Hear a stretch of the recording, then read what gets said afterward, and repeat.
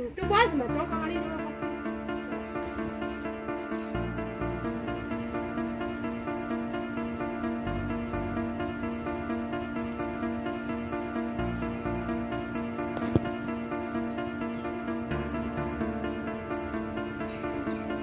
समस्त नमस्कार।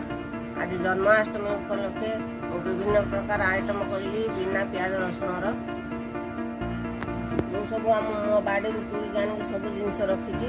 कखारू डंक सुजुना पत्र गोटे शाग करी, बायण फाड़ी भाजमी, कलरा पत्र गोटे बड़ा करमी, कदली आलूर गोटे तरकारी करी, जन्नी आलूर गोटे तरकारी करमी, बोईताल फुल गोटा भाजमी, कलरा भी भाजमी। से मो सब जिनस आज रखी बिना प्याज रसुण मो सब आज जन्माष्टमी तैयारी करी।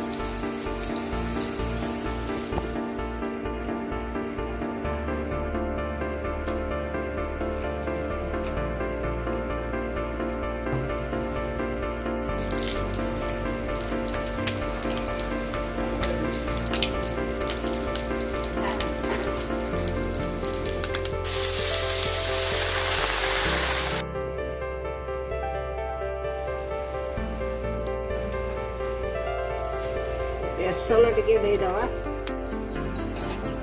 हलदी,